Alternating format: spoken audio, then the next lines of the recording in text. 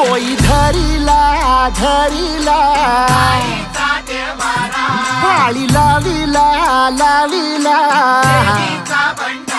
पहला लिंबाचा बांधिला आग तुझी भरून गवटी आई गोंधळ मांडीला ये ग तुझा घरा डोई धरिला धरिला आईचा व्यवहारा